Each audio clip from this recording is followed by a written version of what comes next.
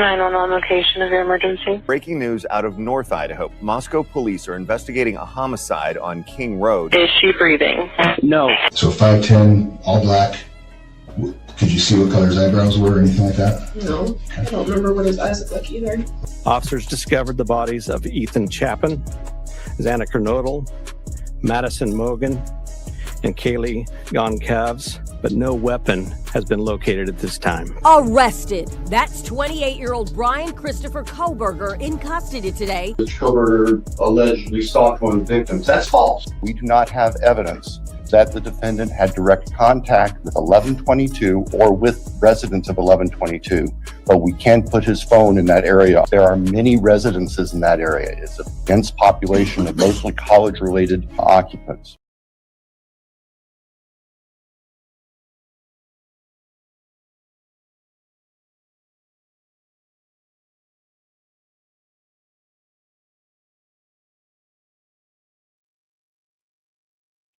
Hey guys,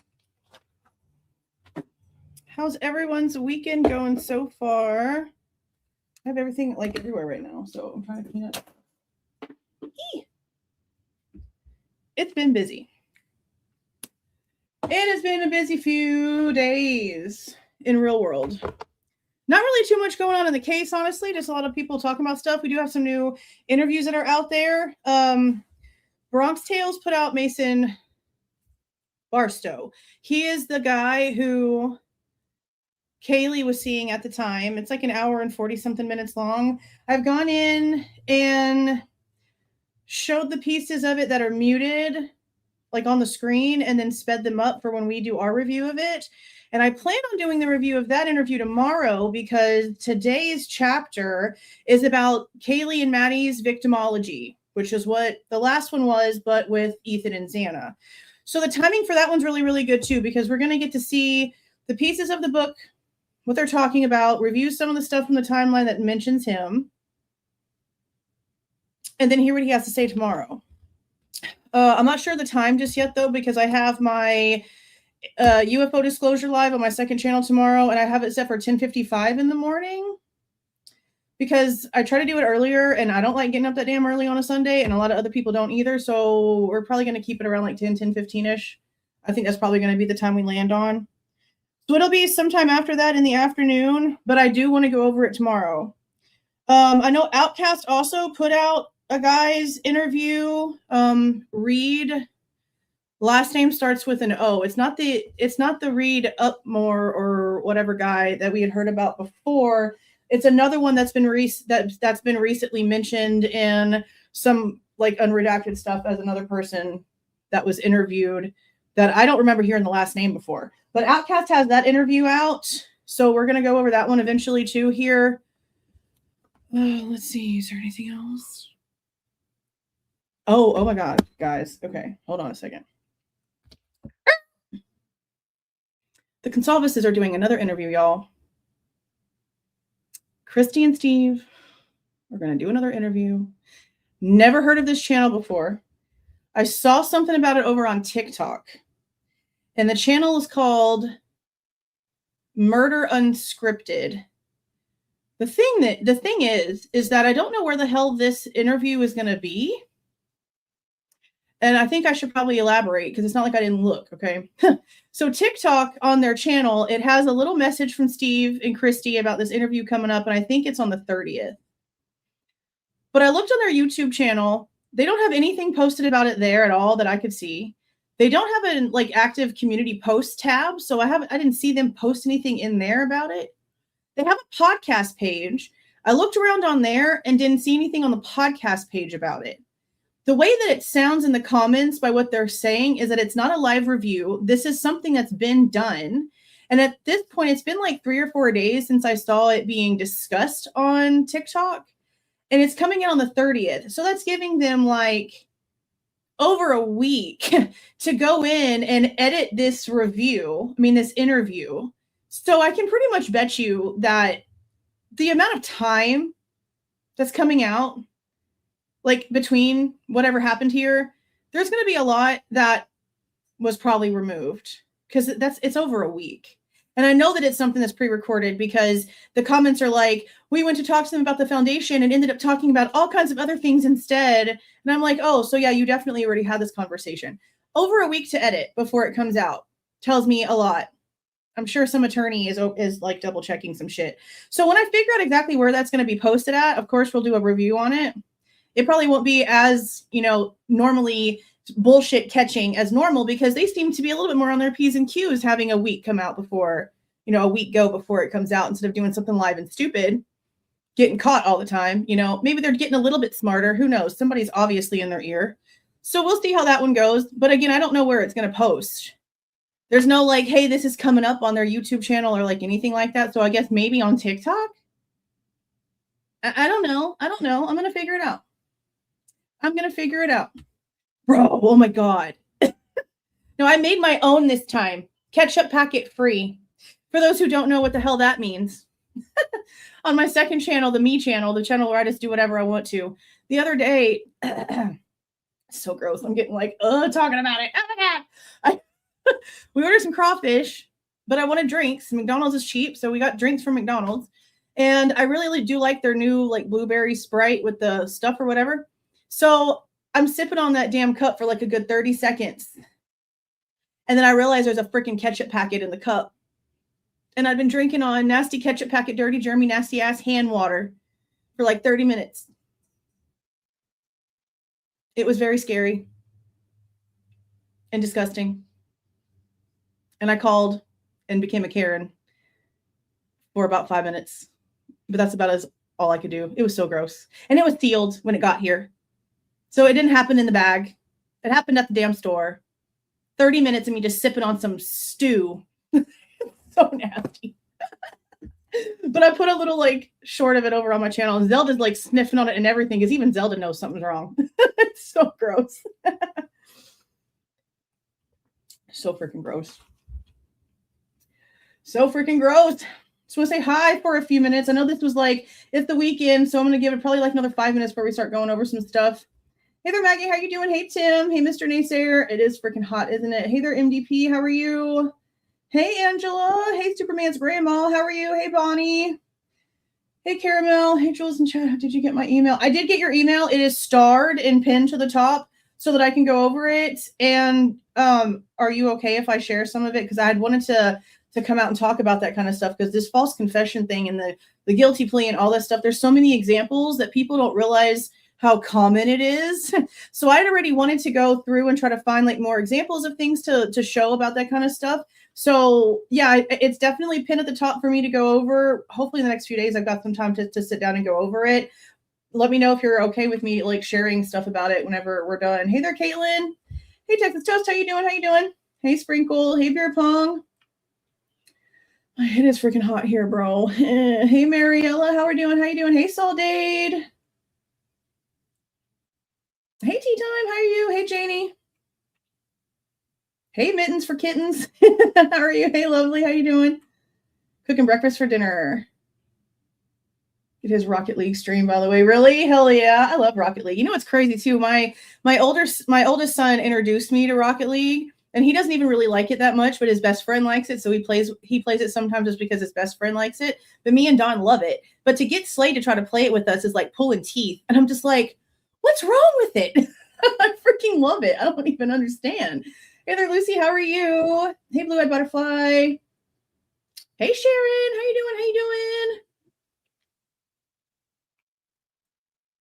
Yeah, he's been here for a few days. We've done a lot of stuff. We're going to be doing some stuff later on today. We did some stuff this morning. We've just been going all over the place. Hey there, Melinda. Eggs Benedict sounds good. It actually really does. Hey, Mommy Hug. How are you? 6-month anniversary. Thank you for being a member, Blue-Eyed. I appreciate you. Yeah, yeah, bro. Hey, you know what's crazy? I'm going to go in and I'm going to just like screen record like the little message and some of the comments on there. Because what I also noticed is that like if you have TikTok, then you know how this works. There'll be like comments that get like flagged. And so they're hidden in the comment thread at the very bottom. But if you click on it, it'll show you. There's probably when I saw it about a few hours ago, probably like around noon or so was when I saw this. If you look at the ones that are hidden, There's only one out of like maybe 18 or 19 that are like positive. All of the rest of them are people asking questions about why won't they test the blood if they have this foundation? How come they're not paying attention to the evidence? Blah, blah, blah, blah, blah. There's only maybe like 5 or 6 in the comments that are publicly being shown that question the investigation and stuff that we talk about. All the rest of them are a bunch of ask-us and stuff. And there's one in particular where like someone's like, Kohberger didn't do this. And so then the podcast is like, well, then who did? And so my response is, I don't know. Why don't you ask your new little besties to take all the money they say that they're raising for unknown DNA and hair testing and go and test the unknown DNA and the unknown hair in their own daughter's case. And then maybe we'll find out. Because I doubt that that's a topic of conversation that somebody with some, you know, anybody that the Goncalves approach. No one's taking that conversation seriously. No one. That's crazy to me. How freaking hypocritically disgusting do you have to be as the victim's family to come out here and say to everyone, give me your money so that we can take other cases and test the unknown DNA and the unknown hair in those cases while telling all of you to go unfuck yourselves that tell us that we need to do the same thing in our own daughter's case. Never mind the male DNA that's not tested in our daughter's murder. Give me your money so we can pretend to give a shit about somebody else's unknown DNA in their kid's case. If you don't care about your own kid's case, you think I'm going to trust you to care about somebody else's? Let's be so serious. Let's be so for real right now. The family makes me sick. And all these podcasting people that just kiss their ass and don't say it like it is and bring out the facts to their faces. I just hope more people start seeing the agendas of these certain creators, because it's definitely obvious that facts don't matter. Popularity and what's trending is the only thing that seems to, which shouldn't be what you're here for. It shouldn't be what you're here for at all. But yes, more torture, because you know damn well that we're going to watch it. We are going to watch it. Oh, well, thank you. I sat here for a few minutes and was like, let's see what I can do today. Thank you. I appreciate it. I know. You know what? Everybody's going to end up on a blood pressure pill prescription by the time this case is over. I already know. Hey there, Mouse. Thank you for being a member for so long. 2 years. Holy shit. That's wild. 2 years is such a long time. Okay. I think we're going to go ahead and get started. Now, again, this chapter is about sort of like the backstory that the writer, let's just make this clear, the author of this bullshit AI written book, because the first paragraph is instantly incorrect. Can we expect anything less? Probably not. Probably not. This is about the background of Kaylee and Maddie. Now, it's interesting that a lot of the stuff that Chris puts in here is more like his opinion based off what he's reading, but he's putting it in here like it's literally the thought process of the detective writing the victimology reports. And I feel like I'm correct in that thinking, because he instantly starts this incorrect by claiming that Kaylee had moved out. Though she paid rent and kept a room at 1122 King Road, she had completed all of the coursework necessary to graduate and had moved home to her parents' house in Coeur d'Alene, where she worked remotely for a marketing firm in Texas. She didn't move out.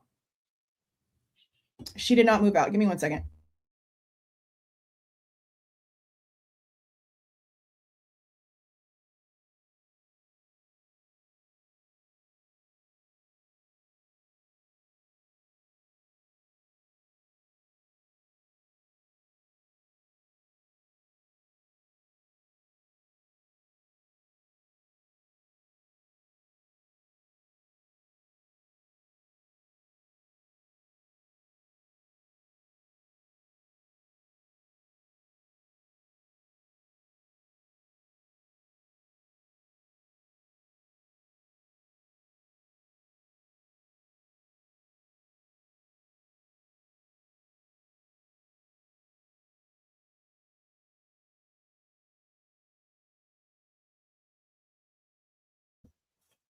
Okay.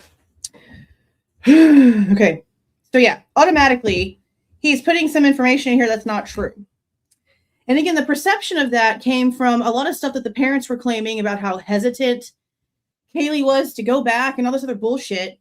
But of course, what we've come to learn this whole time is that 95% of what her parents say is to protect whatever they think that they're trying to protect, which is their superhero rock star family image, which is not literally at the hell all anything that family is actually about.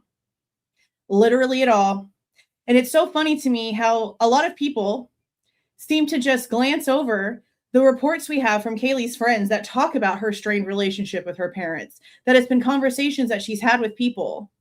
Everyone just kind of like throws that away because the parents are grieving. That's fine. You're going to grieve your child. Even if you're not so close to that child, you're going to grieve that child. No one's saying that they're not grieving a child. But to let them be her mouthpiece when she was obviously very independent, having to constantly do everything by herself, had a few of them blocked. Zelda is stretching and moving the curtain. And now I am blind. Yes, ma'am. Leave it be. So for them to come out, say a bunch of stuff, make it sound like they were closer than they were. Oh, Kaylee was whatever. No, ma'am, you have a whole lot of stuff wrong here. And it's caused a lot of issues. And after they came out and gave that false information, then what did they do? Now they're going around on Facebook saying that whoever's responsible for saying that false information is spreading misinformation and blah, blah, blah. Well, it was you. It was you so much that this stupid author that doesn't pay attention to facts put it as the very first paragraph of the section about the victimology of Kaylee. Straight off the bat, just wrong. Straight off the bat, just wrong. Then he talks about the shiny Range Rover and telling friends that she was moving to Austin where she'd already found an apartment. The only thing that I put here for this is that Bethany and Dylan are telling the police on the 13th of November that Kaylee wasn't going to move, that they'd been able to talk her into staying, apparently. But it's only coming from the two of them. There's no one else. Jack's not mentioning it. Lakeland didn't mention it. Josie didn't mention it. Ava didn't mention it. Any of Kaylee's friends didn't mention it, that she might be staying until the move, actually. Because she was set to get her certificate of, like, her graduation diploma, degree, whatever, in like December, which we know it was given to her then. She was supposed to go on a backpacking trip in like Europe with a friend. And then she was going to be moving like sometime in February. So all of this stuff happened in November and her room was just full of everything. So again, we know she didn't move out, but we're also hearing that she might have been thinking about staying basically until the move. Maybe not moving out before she goes on her trip with her friend, but staying until she actually moved to Austin. Something else he puts in here about Austin, though, which I don't know why it's in here this way. The way that he puts the information in here about Austin is that she had met a guy and that she was going to be moving in with him in Austin, which is technically true. But we saw her looking for a roommate like online, like on Austin, like websites on Facebook. And I don't know how accurate this next portion is. I know 100% what I just said. We've seen them. The second portion, I'm about 90% sure. Pretty positive it was like a gay male that she had met online that she was going to be roommates with. I don't think it was like a straight guy. There was no romantic anything with that situation. It was a friendship. Gay guy, nothing for anybody to consider some sort of motive for a broken heart or some crazy shit like that, as far as I understand, of who she met online to actually move in with. So the way that it's put in here, though, is that it could have been a love interest. So just the way that it's worded, it's like the insinuation that might have been another guy to like look into. And I just don't see how that's possible with the information that we've at least known a little bit of. That it was just someone she met online that was looking for a roommate too, and it was nothing to worry about.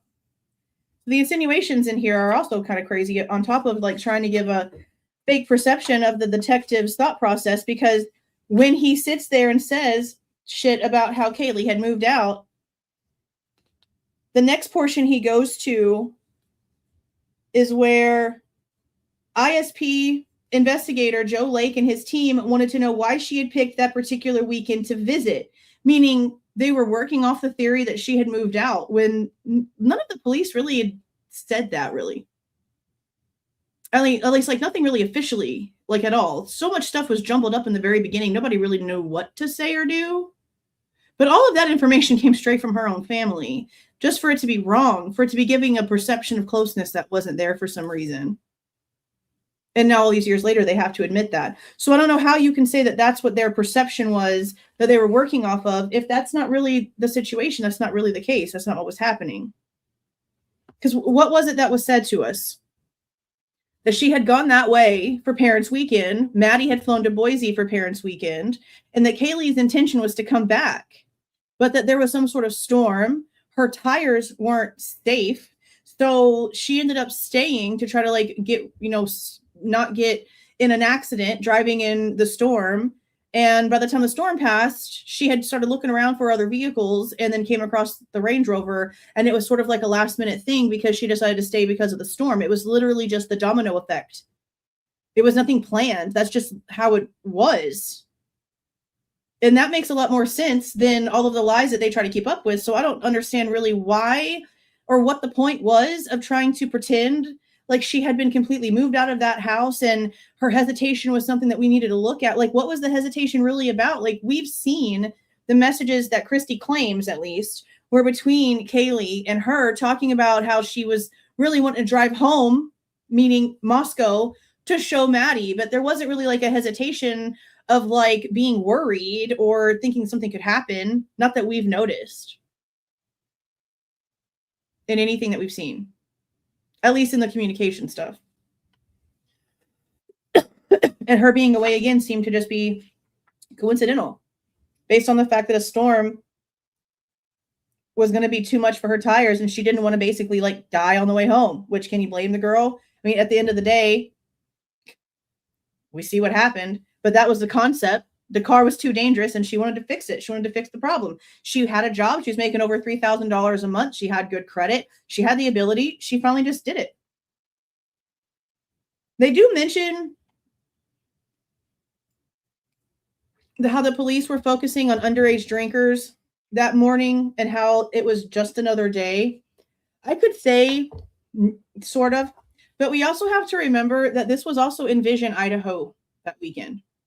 And what Envision Idaho is a facade, a fake mask that gets put on by the university where there's not supposed to be any parties allowed whatsoever, no matter if it's fraternity related or sorority related or anything at all.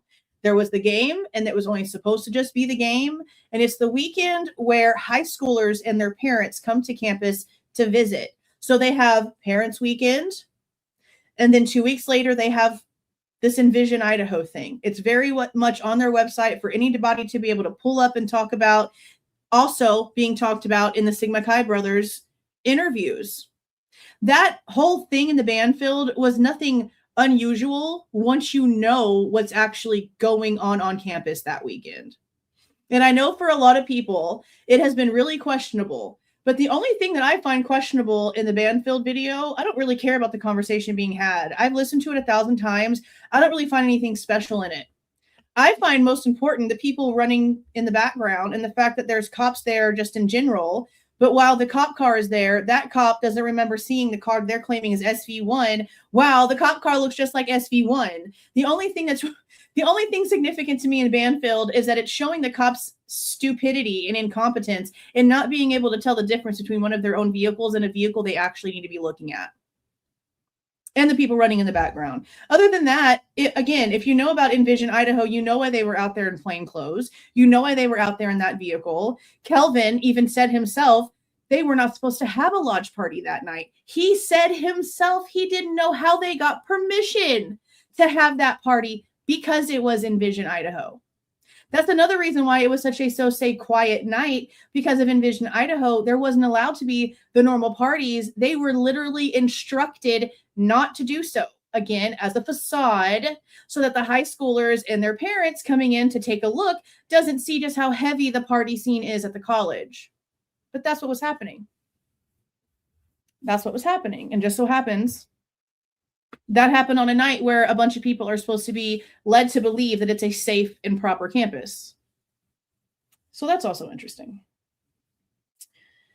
Let's see. Okay, so he talks about here how the wounds inflicted on Kaylee appear different in character and scope than those suffered by other people in the house.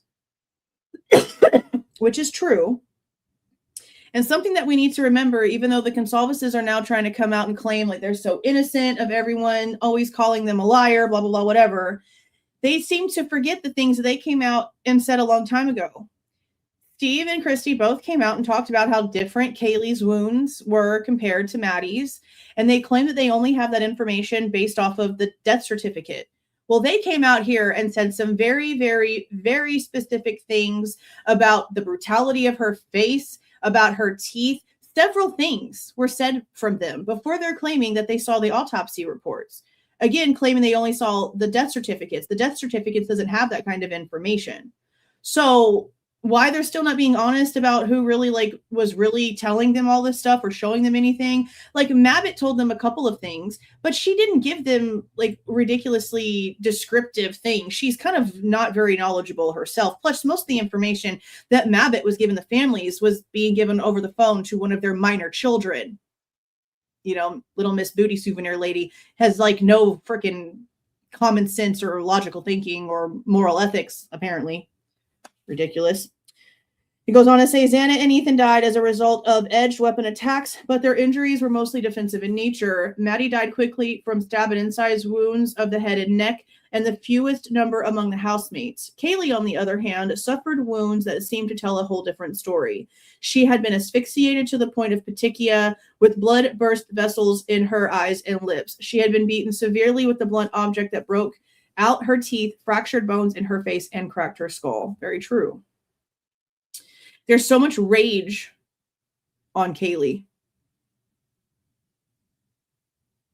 There's really like, there's no other word for it. There really is no other word for it. It's straight up rage. Overkill, like he says right here. What behavioralists call overkill. Now, here's where a name comes in that I've never heard before, but apparently in supplement number 110, Joe Lake interviews a girl named Maya Clark on December 14th, 2022. It says, Maya explained she had known Kaylee from Idaho. Although Maya was a couple of years ahead of Kaylee in school, they were friends. Maya's sorority little, Kaylin Mai, was Kaylee's big within the sorority, and Kaylee had two sorority littles, Jaden Smith and Emma Tiger. Those are two names that I have heard before. I actually think that they were both in one of the series. Oh, by the way, y'all know there's another one coming up, right? Not just the Amazon series one. Whit sent me a screenshot, and I think it's like the Sundance Film Festival people. They're doing something. Let me pull it up real quick. Whitney just sent me this yesterday, I think it was. Let me look at it real fast. Okay, this was posted in, I guess, one of the Facebook discussion groups. And it's The Idaho Murders, A College Town Nightmare, a Sundance Now original series. And it's going to premiere on July 23rd. Let me see where you can actually like view this, if it even tells you. Idaho Murders, College Town Nightmare.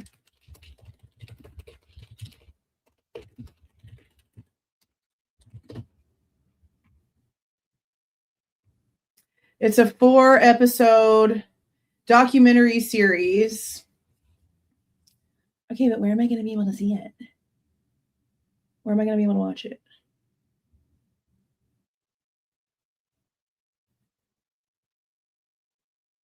TV Insider might tell me. Where to stream, and it says, sorry, this is currently not available. No, duh, dummy. Tell me where I'm supposed to be able to watch it.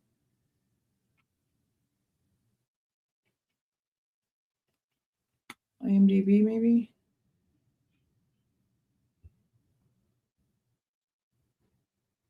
No, this is the old one from Amazon. Oh, wait, no, this isn't even it. This is telling me something different. This isn't what I want. Okay, type in Sundance.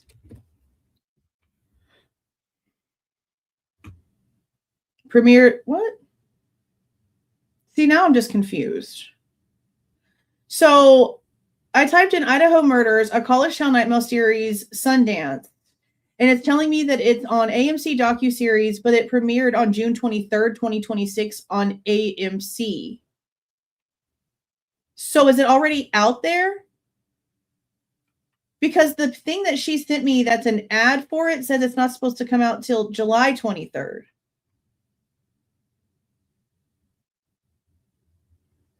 Yeah, it looks, well, it says it's a series.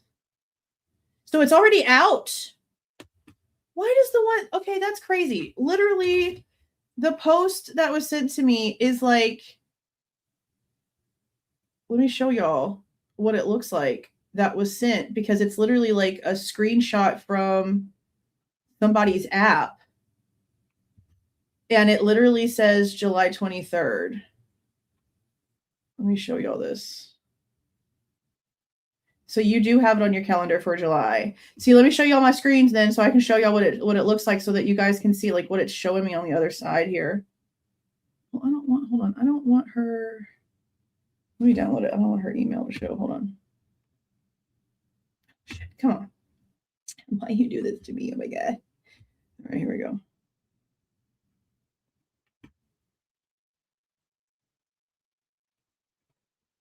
See, July 23rd. This is like a picture somebody took. See? And it says new series premieres July 23rd. But then I go to this page here when I go to type it in. And look, it's telling me premiered on June 23rd, 2026. So it's giving me backwards ass information.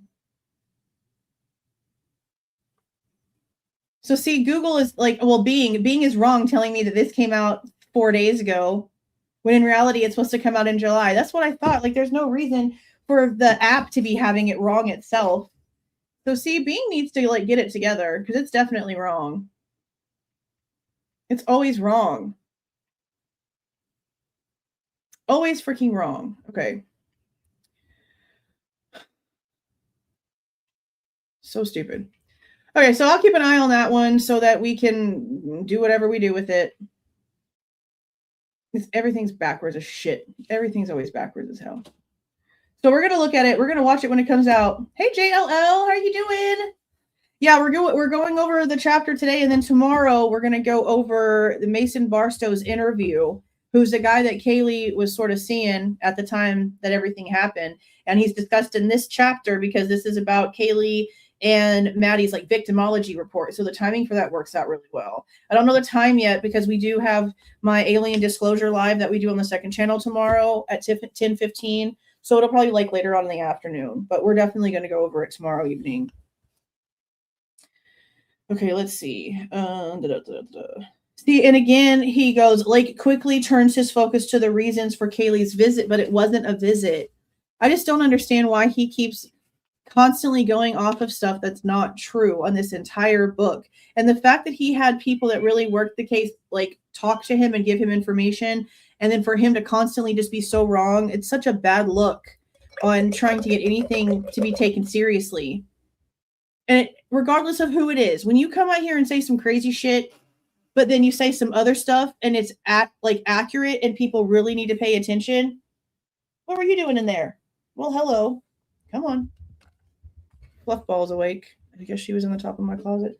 Now she's going to go over there and mess with Zelda. Don't you dare. Don't do it. She's in the window. As long as it stays closed, I'll let you stay there. Am I like too bright? Am I blinding y'all's face with my brightness? That's the only reason why I don't like it open. When this opens, I become like a mirror of blinding light because I'm so bright. I'm not white, bro. I'm basically Edward, I promise. I'm so freaking bright. Here, let me see. All right, another portion of the interview with Maya, he puts in here, says, Maya has worked for Extreme Network, so she worked at the same company as Kaylee for the last couple of years. And at the beginning of the 2022 school year, Maya helped Kaylee obtain an internship with Extreme Networks. Extreme Networks is a small company, and during Kaylee's internship, she worked within several elements of the company, sales, marketing, etc. Her boss was Jeremiah Shea, who was based out of Canada. Kaylee was in the pipeline for a full-time position, but the official offer had not yet been presented. Now, right there is interesting, because we've also had some discrepancies on if Kaylee actually had been given the full-time position by the time she died or not. Does it matter? Probably freaking not. But to have some honesty on things and to be clear on what was going on would be freaking beautiful, you know? So we have messages that have been released between Kaylee and Olivia, where Olivia back in, it looks like October, if I'm remembering correctly. She put some of this stuff up on a TikTok and we went over it in a live like a super long time ago. I can't even remember the topic of the live because it was just like one of those little extra things that we go over when we talk about stuff like this. But she had been helping Kaylee kind of like word her letter to send to the company to become a permanent employee. But I was under the impression, and I feel like the most of people were under the impression, that she had been given the full-time position, which is why she was going to be moving to Austin. But with the way that the wording was and the timing of stuff and the way that Olivia said certain things, and now a girl that works for the company that helped Kaylee get the internship for the first place, now claiming in an interview that was done in December on the 14th, saying that she was not given the permanent position, that it hadn't been presented or approved yet. What's wrong with just telling us that she was a paid intern? Like if she hadn't been given the permanent position, who gives a shit? She was still doing great. Like what was the big deal? It's known to Maya that Kaylee would be moving to Austin, Texas and working for the company based out of Texas. Even if that was literally just still on a paid internship, she's making $3,200 a month. Living with a roommate in Austin, she's fine. So why did it have to be something that it wasn't if it wasn't offered yet? If it was offered and all of this is still wrong and Olivia's wrong and everyone's perception of everything is wrong, okay. But it doesn't seem like that. But again, a paid internship making that much money, there's nothing wrong with that. And there's nothing wrong with that. Maya had not had regular or routine contact with Kaylee, but they did periodically talk over the past couple of years. Maya is unaware of any issues related to Kaylee or the murders. Well, because she was just a coworker, technically, at the end of the day, you know. Now, this part's interesting. I don't know. I've never heard this name before. And don't freak out, because it's not the Erica that would have been messaging Ethan. At least I don't assume so. On December 15th, 2022, Joe Lake then went and spoke with a woman named Erica Anthony. But this says this person was not identified any further other than her name, and that she claimed to have facilitated Goncalves's, and this is where I'm confused about what Olivia is out here claiming and showing us in these messages. This Erica Anthony woman claims to have facilitated Goncalves's knowledge of salary negotiations, but did not directly negotiate her salary. Now, when it came to that was part of the conversation that Kaylee and Olivia were having, like talking about that kind of stuff and how to approach that and how to put it in letter form whenever you go and you present the fact that you want to be on, you know, the position full time and all these things. So I don't know if she means her salary negotiation for a paid internship or for Kaylee to try to get the permanent position. I don't know. That's a name I've never heard of. Then it says that Erica believed Kaylee was in a full-time paid intern program at Extreme Networks, earning between $20 and $27 an hour. Some within the department wondered if this was enough income to explain a lifestyle that they did not seem to match her means, which is, again, so stupid. She's paying barely anything in rent when it comes to that house, obviously. If the other two girls, if Maddie and Xana can pay it working as like little part-time waitresses at Mad Greek, or if that's the situation, which I don't know if that's the situation. I know Jeff was paying for Xana's car. I don't know if he was helping her pay her rent stuff. I don't know if that's the case. But the other two girls were able to deal with it working at, you know, the Mad Greek part-time. Dylan and Bethany didn't seem to have jobs. I don't know if their parents were paying stuff, probably were. I don't know. But for a room to rent, that's not really that much money, if you really think about it. Plus, she was paying like the internet. So then here comes the Range Rover. Okay, that's a monthly bill.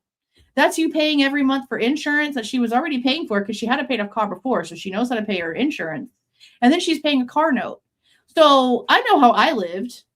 And I was supporting kids in a deadbeat piece of shit who wouldn't get off his ass and get a job and keep one for longer than 3 weeks without making a little bitch-ass excuse. And I was only making like $16, $17 an hour at that time. And we were able to pay all the bills and go out to eat to places and go do all kinds of other things, pay a car note and all that other shit. So for people to be like, oh my God, her lavish-ass lifestyle, what? She had her eyelashes done? She did her hair.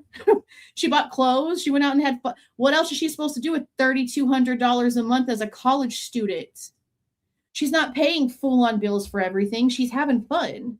I don't find anything red flag about anything that we've seen her do.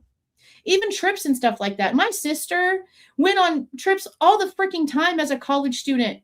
And she didn't work full-time doing stuff back then. And she went on all kinds of trips. They always found little deals, cheap little Groupons, little discount things. Like, it's not impossible to go and live a life. And you don't have to be Richie Prissy to be able to do it either. You just have to be able to find the right things and do it with other people. Hardly anything Kaylee did seem to have been an alone situation. It seems like it was groups of people, and that means splitting cost of things. So. She's scratching up the window. Do what you want. But to make $27 an hour as a college student who wasn't even graduated as a freaking intern, are you crazy?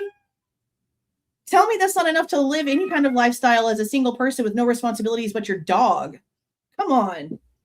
People need to quit pretending like she was doing something crazy, because that's definitely enough money to live just fine.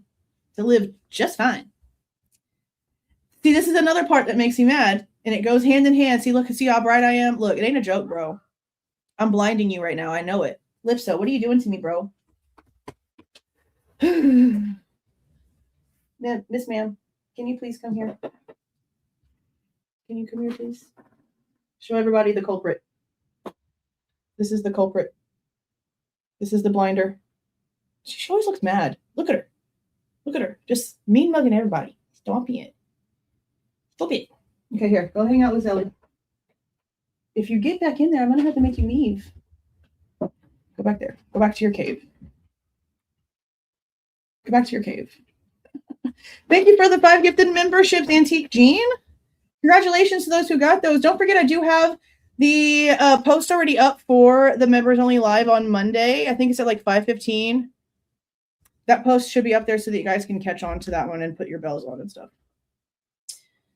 Okay, so yeah, that's what annoys me when he then puts in here. What got their attention was when she showed up that weekend in a shiny new car.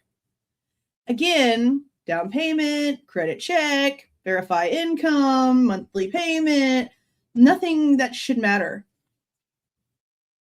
Literally nothing that should matter.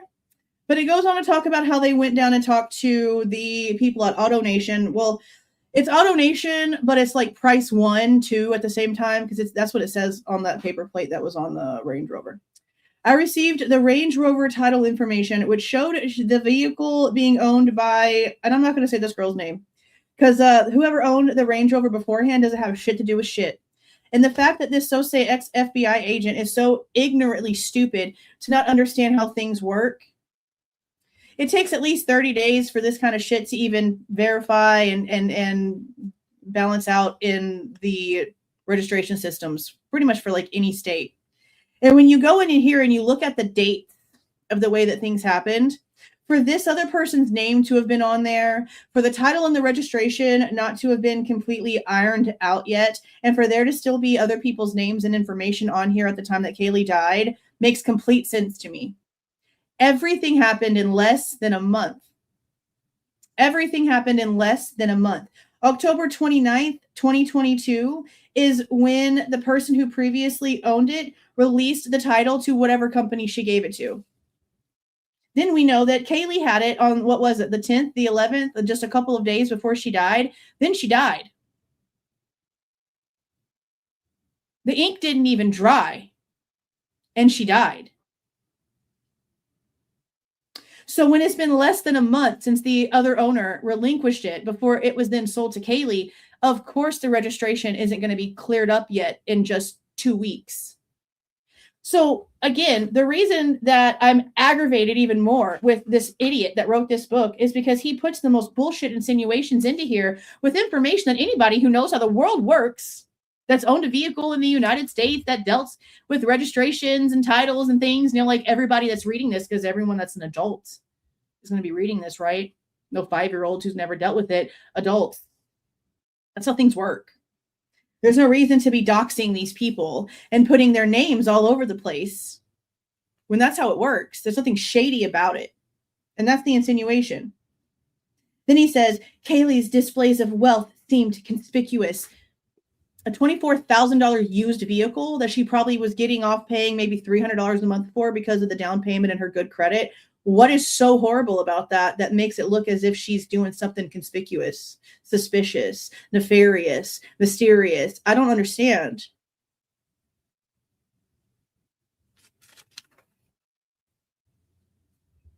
Yeah, it makes no sense, right? On December 15th, it says that the report for going down there to speak to them in person was written up by Tullison, and that he spoke directly with the salesman named Sam, who sold the vehicle, told him that Kaylee came into the car dealership twice to look at the Range Rover. First time she showed up with both of her grandmothers. The second time she showed up with Christy and her grandma. And I'm pretty sure, isn't Cheryl Steve's mom? I don't really pay attention to their family tree, bro. I don't know. I'm pretty sure Cheryl is Steve's mom. Because when I was looking up stuff on Steve's brother, I'm pretty sure Cheryl is the mom's name. So Christy, Steve's mom, and Kaylee went down to basically get the vehicle when she decided to go forward with it. She put down $6,500 with an $1,000 charge on the grandma's credit card, and then monthly payments for the rest. Now, all this information that Chris Whitcomb has, and he doesn't have the information for how much her monthly note was. I promise you, it's probably just like a couple $100. Nothing. So the way that people act about it is still crazy to me. Tullison learned from AutoNation's finance manager, Tyler, that Kaylee's credit application listed monthly income of $3,200 from Extreme Networks. Again, I raised a family of kids and a deadbeat idiot on less than that, and we were able to go around and do all kinds of fun shit all the time. So people need to quit tripping. Where she worked for the previous 5 months as an operations manager. Now that right there is where I'm questioning if this is a lie. Because if the position hadn't been technically handed to her yet, we weren't told, as far as I'm understanding, that the position that she was applying for was a managerial one. That's new. I don't remember that being it. But you also cannot claim that you're an operations manager if you're an intern. So maybe she put on there that she was an operations manager, and because they saw paychecks, they didn't need to like call and verify anything, which I've never had anybody call and verify the position I said that I was, just to make sure that my checks were hitting my account. You know what I mean? So maybe she wasn't honest about the position that she had at the company because she wanted to be taken more seriously. The money was there. I guess the title position didn't really honestly matter. He then was able to determine that Kaylee had good credit and bought the car without a cosigner. You know what kind of good credit you have to be to normally get a car without a cosigner? $6,500 down is a lot of money, but it probably was because she didn't want to pay a lot of money. Because at the end of, what is it, $7,500 down? If you include the credit card, plus tax, title, and license that you pay up front. I mean, she was probably paying between $250 and $325 a month for that car. It probably wasn't hardly anything. Now, this is where he talks about the back and forth with the stuff, and it makes me mad that he's not honest here. He says that Christy called the dealership shortly after the murders, saying she wanted to return the vehicle. After a series of discussions, the Range Rover was returned to the dealership before being handed back to the family once Steve Goncalves decided he wanted to keep it. Nowhere in any of this does he mention the fact that the GoFundMe was set up in order for them to pay off the Range Rover with GoFundMe money. He doesn't mention it at all. Why, Chris? Why did you not mention the GoFundMe? Super curious. Super curious. Let's see. Oh, here we go. All right, here we get into her relationships. Here we get into the relationships. I legit call my 4-year-old Miss Ma'am because of you. I call the cat that all the time. Well, it's just the boys now. So now the cats and Lily, my dog, get the Mrs. Ma'ams most of the time. That's so funny, though. Thanks for the 10, Lori. I appreciate that. Thank you so much. And yes, thank you for the reminder. I always forget. I never, ever say like, subscribe. It just always feels weird. So thank you for the reminders. I appreciate that. Thank you so much. Okay, let's see. Okay, yeah, and here they go talking about the men in her life. And it says as Lake's team built their victimology, red flags started to appear. Most of them involved her social interactions with men, but there were also issues of online content which might have been problematic. Now, I don't know why he honestly even mentions this right here, to be for real, because as he goes into the rest of the paragraphs, he doesn't mention feet pics. As far as I remember, the way that he said online, does he mention anything in here? I don't remember anything in here from that whenever he wrote that on here. He also, which is also very interesting, does not mention what Jack said in his interview about somebody reaching out and wanting to buy photos from him of Kaylee, and then somebody else also reaching out to Maddie. That's not mentioned in this by Mr. Whitcomb for some reason. Which, if you're trying to pay attention to who might be stalking her, you should probably pay attention to that, because that's crazy as shit. Okay, so then we have Kayla. And I'm expecting him to say something in here that maybe we didn't hear when we went over Kayla's interview, because we did go over Kayla's interview. Some of it was redacted, could have been in there, I don't know. But he doesn't mention anything about problematic things that might be being sold or having online contact or anything online. He goes into stalker stuff. And all it is Kaylee never mentioned anything to Kayla about feeling like there was anybody stalking her. It goes on to mention the Twitch stream and how Peyton Campbell was in there and blah, blah, blah.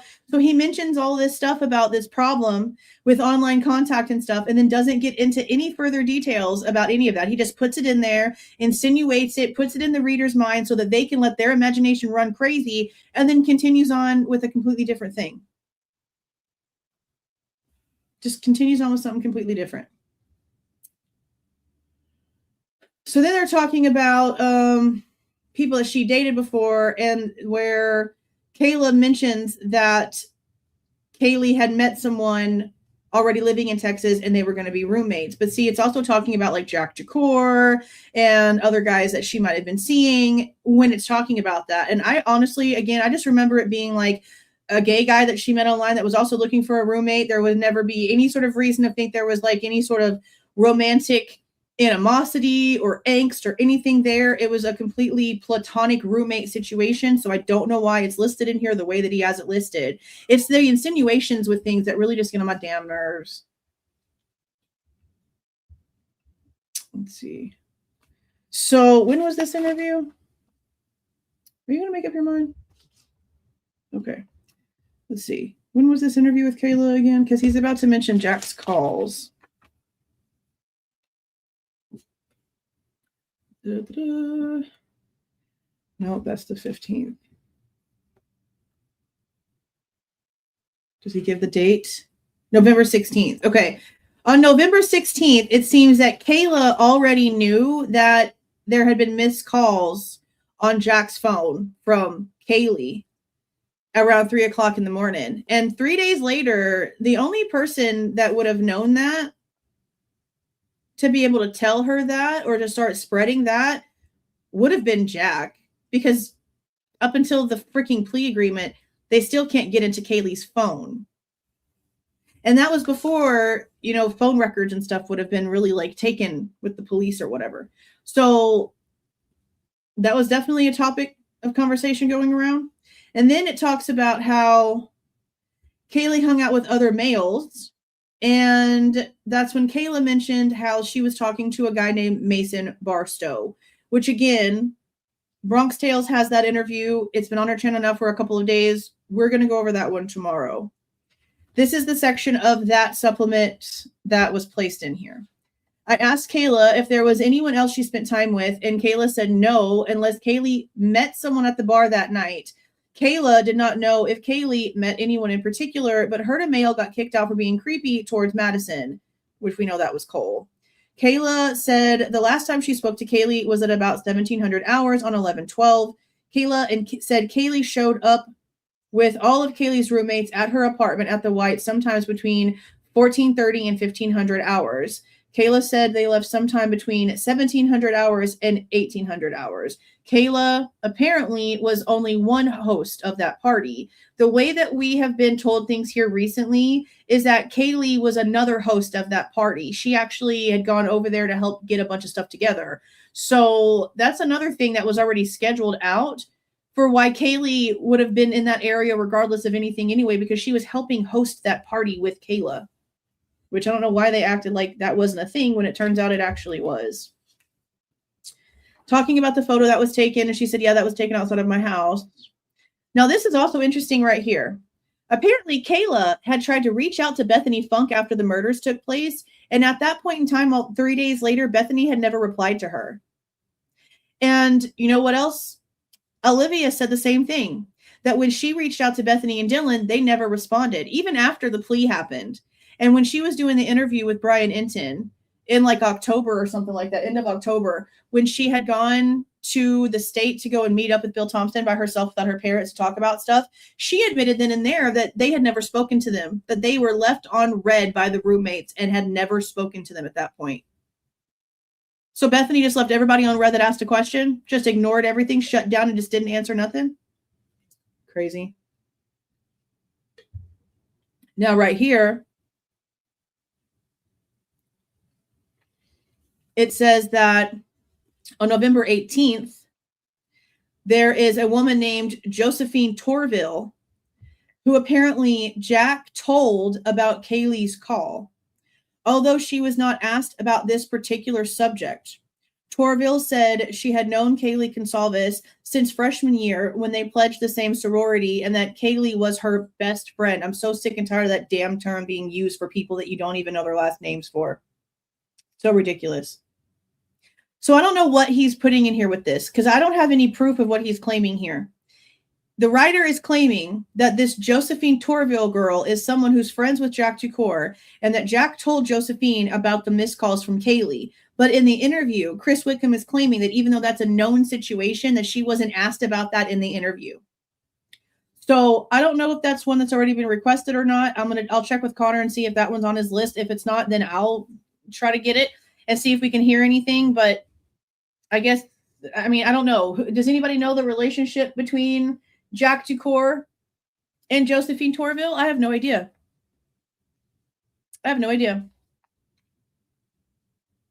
She apparently also mentioned how Kaylee sometimes would just get rides with random people, like not very safe, just jump into a car just because they're going in the same direction.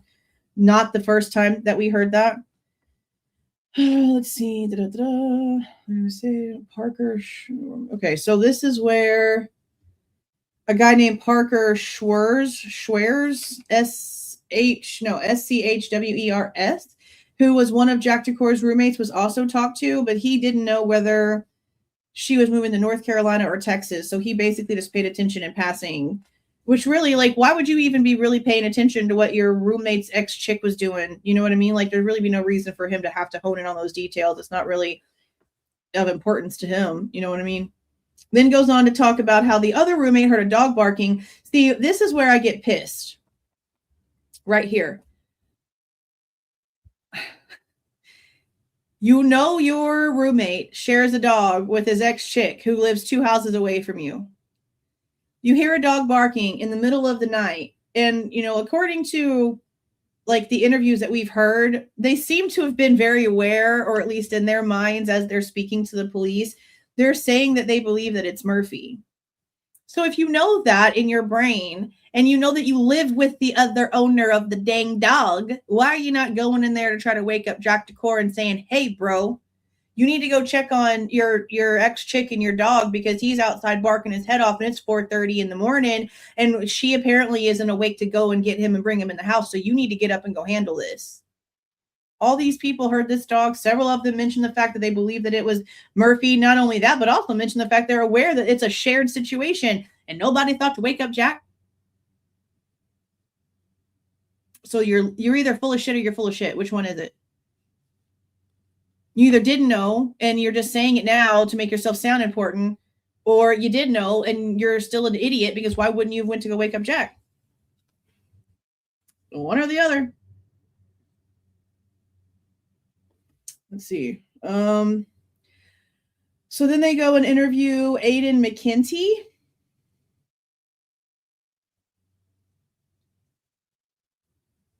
I don't think I've ever seen a female Aiden before. That's interesting. This is a female Aiden.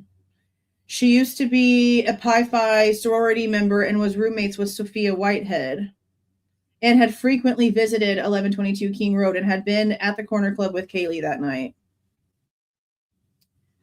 Apparently, McKenty grew up with Jack Showalter and knew about him. And this is, I guess, the report where we first got a lot of information about Jack having like a girlfriend that wasn't a girlfriend anymore, but he still stayed to himself and stuff like that. So it says that she knew very specifically about the Twitch video and had received a text from him at 3:04 in the morning asking what she was doing. Oddly enough, Mylar asked no further questions about Showalter, the text, or her response. So she sits there and she says that she gets a text message from Jack Showalter at 3:04 in the morning, and they don't further question her about anything.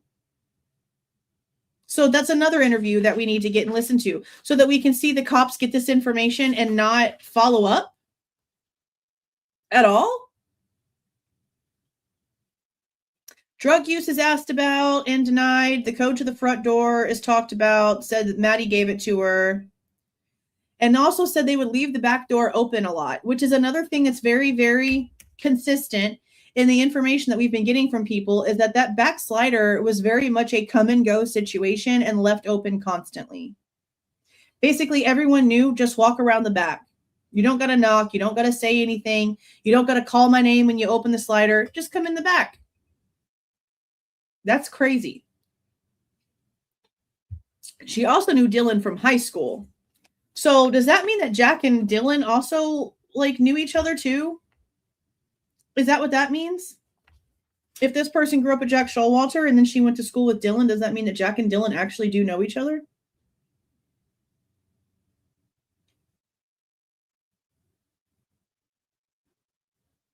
She knew Bethany from Greek life, but not before college. She does say that Mason Barstow was the current boy that that Kaylee was seeing.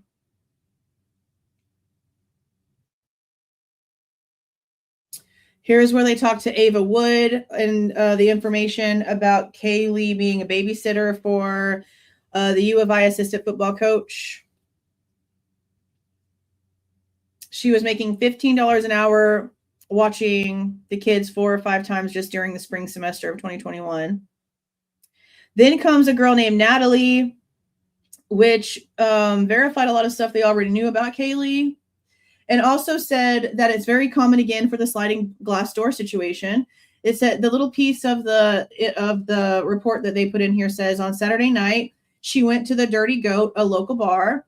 Kaylee contacted her and wanted her to go to the Corner Club. So she went and met them at around 11 p.m. But then her and Maddie and a lot of other people were also there, and she had a small run-in with a man at the Corner Club. I don't know what that means.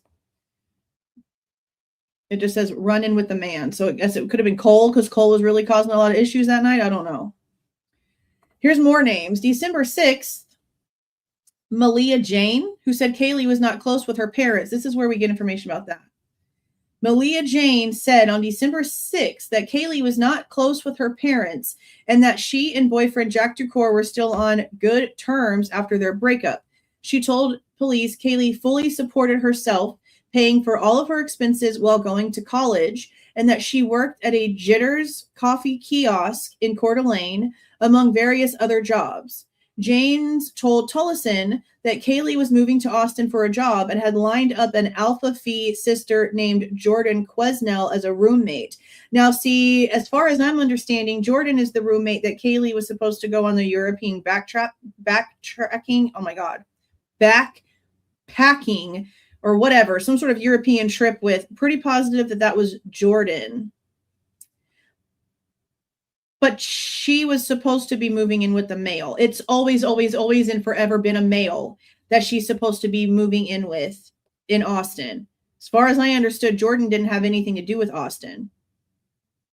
But again, and I brought this up the other day, and it was brought to my attention from Connor, the Jordan interview with the other girls from the September 11th, 2022 luncheon with Kaylee, that interview where Kaylee mentioned to them all the way back in September her having a stalking situation, and all the girls heard the story and they all collectively remember, that is the one of the interviews that were paid for redactions by someone, but was never put out to the public. And I am very wary of whoever it was that actually did that. I feel like they only requested that interview information after finding out that it existed from the reports so they could see exactly what was said for self-preservation. Somebody who got that information to listen to it did so for, I feel, a very personal reason. So we'll see what some more research on that comes up with, but I'm very weary of that situation right there. But I don't remember Jordan having anything to do with her moving to Austin. I think that's incorrect. Okay, so then here comes a second person talking about family problems with Kaylee. So we just had Malia Janes come in and say how Kaylee's had to do everything on her own. She's fully supporting herself, and that things aren't so great with her parents. She's not that close to her parents. That's a chick. Now we have someone named Taylor Zerno, Z-R-N-O, also telling ISP detectives that there are family problems that they might want to look into when it comes to Kaylee. Zerno did not know Goncalves' mother's name, but Goncalves spoke to Zerno about the fights that she and her mother had had.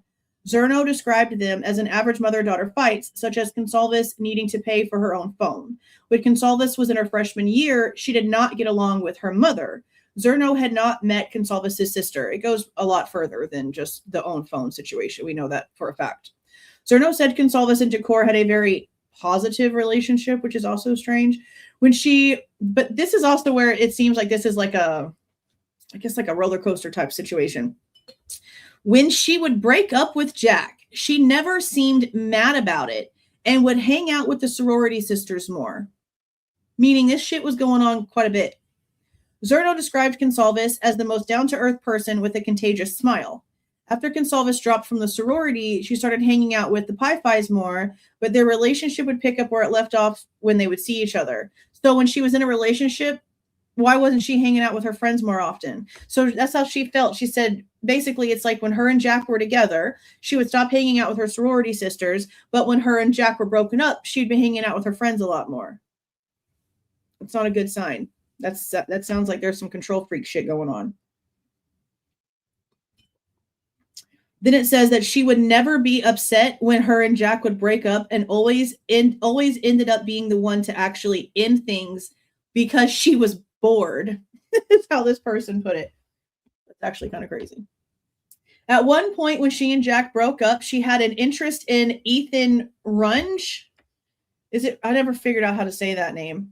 Who is a U of I student and lives in Coeur d'Alene. Zerno did not know anyone who disliked any of the victims. We did hear that name before. There was an interview, I don't remember whose interview it was, but there was an interview a while back that we listened to, and that name was one of the ones that were supposed to be redacted that they failed to redact, and we heard. So then it says, the mention of Ethan Runge, is it Runge? I don't know, R-U-N-G-E. Rose to police notice at that point because they had taken a significant interest in Kaylee's dating life and its potential impact on her relationship with Jakor. Meaning, think back to what Jack said in his interview. He said that on Friday, when she got into town, she apparently had called him to come over, but he was at work, so he couldn't. So then he gets off work and he texts her something about wanting to come over then, and she tells him no. Well, then he calls her. There's probably an argument. And what do we know? What do we know about Friday? That she was hanging out with the Mason guy. Because he apparently went with her to the formal. And I'm pretty positive, at least from what I know so far, that he was also at 1122 after the formal. Like, I'm pretty sure that he went back and hung out at 1122 after the formal. So even if he wasn't with her afterwards, when Jack wanted to come over, she told him no for whatever reason, and then he calls her after that. That's what he said himself. So then the next day, too, they're arguing about coming over and doing all the bullshit. And apparently around like 3 o'clock in the afternoon on Saturday is when she actually said something to Jack about how, we have a dog together, blah, blah, blah. So apparently they were arguing about that.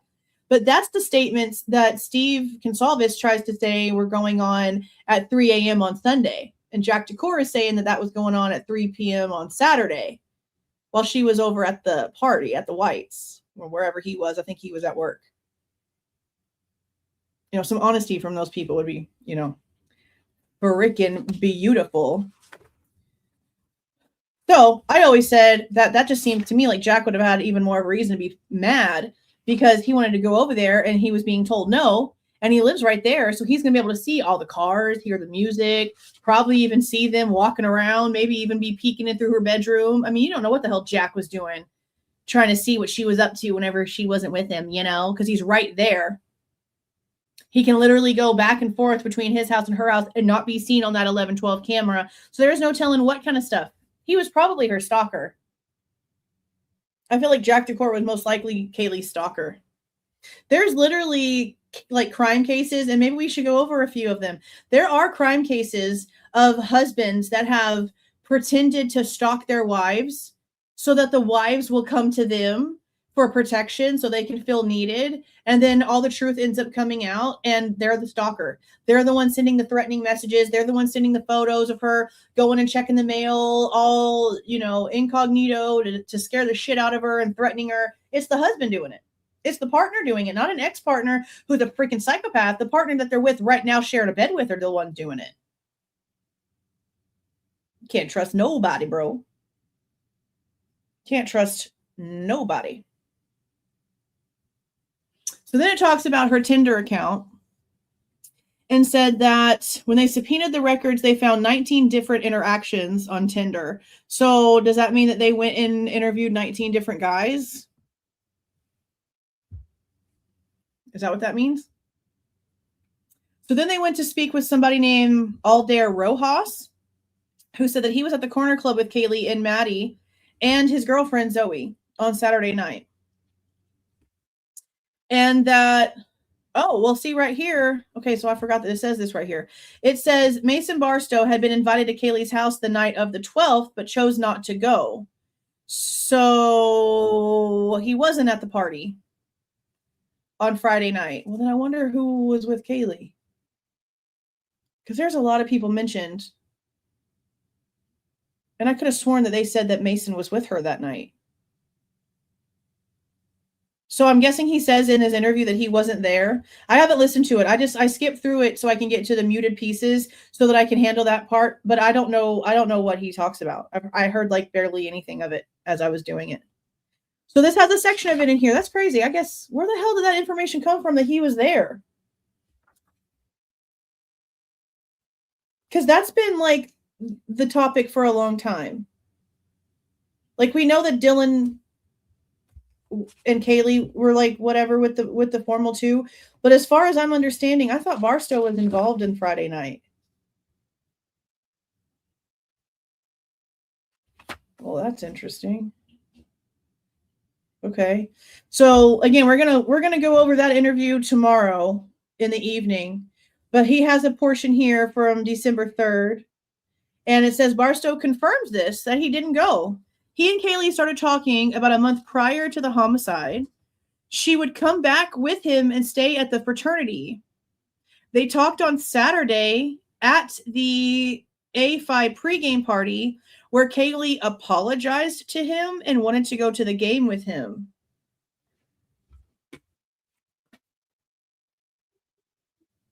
What is she apologizing for? He was with another chick that night? What is she apologizing for? That's interesting. We have 10 more gifted memberships. Thank you so much for 5, Lori. And thank you so much for 5 more, Lorena. Congratulations to those who ended up getting those. Congratulations. Thank you so much. I appreciate that, guys. He spent the night with another girl. But what the hell did she need to apologize to him for then?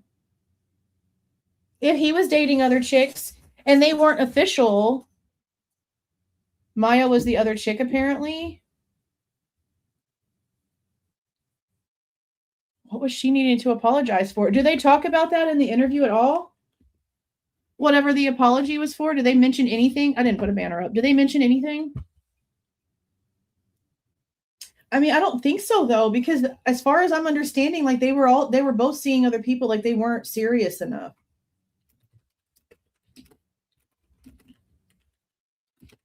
Hold on, I gotta fix this.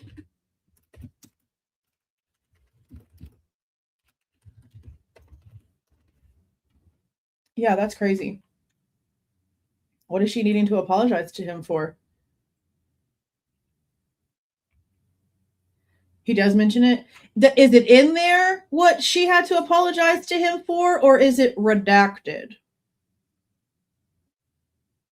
He said she apologized for not texting him back. That's all it was.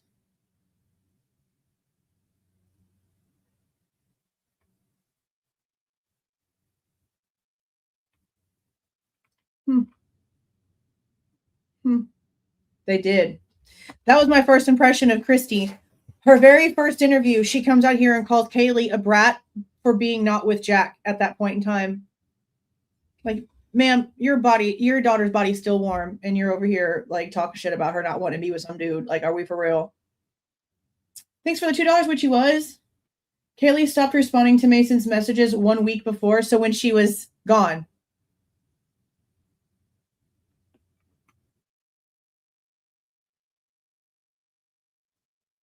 So was she hooking up with somebody back home? That's interesting. That's interesting.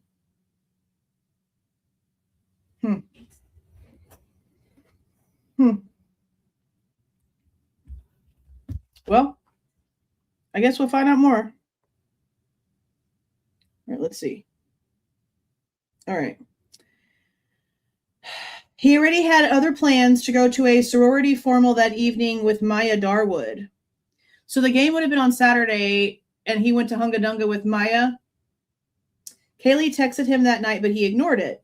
Kaylee was pretty drunk on Saturday. She was probably texting others to hang out as well. The texts were through Snapchat. Snapchat deletes after 24 hours. What does he mean by Kaylee was probably texting others to hang out as well? Coming from who he is in her life. So let me ask you guys a question. And I've been wanting to ask this for like a hot minute, but I just don't know how anybody will react to it. But I'm going to go ahead and ask it. I'm going to look over here at the chat. Who thinks that Jack Showalter maybe had thought he was going to be going home with those girls that night? And look, people are going to do whatever people want to do. I don't do this. I've never, ever brought anyone home from a damn bar. I met a bunch of dumbasses on the internet, but I've never brought anybody home from a bar. Kaylee apparently is known for doing that every now and then. Lots of people do it. Do whatever you want. Do it safely. I don't give a damn. But what if the whole point, because she wasn't getting a hold of her dude she wanted to hang out with, maybe she was about to hook up with Jack Showalter that night? Because the cameras show that they're talking for like a good 15 minutes before Maddie even approaches them. And it seems to have been like Kaylee's idea to try to get him to come along. So I wonder if that was maybe a conversation. I mean, obviously it didn't happen. They ended up taking off. She could have just changed her mind last minute. I don't know. But I've always kind of wondered if he thought that he was going to get some that night. And maybe she had been drunk enough to maybe not give a damn and just want to do whatever because she was upset that she wasn't getting a hold of Mason. And then here's Jack Decor, and she's trying to make him understand she don't want him either. So she's flirting with another guy in front of him to make him leave her alone. All kinds of shit could have been going on. But that's been something I've been kind of wondering. Did he think that maybe they were going to hook up that night? Because the fact that he keeps sitting here pretending like he doesn't know Kaylee when we know that that's a freaking lie as F is weird. They were at the same party just a few hours before that. And he keeps acting like he didn't know her. So I've really just been wondering, like maybe there was a possibility that might have been a conversation between the two of them. Very possible. Don't know for sure, but possible. Okay.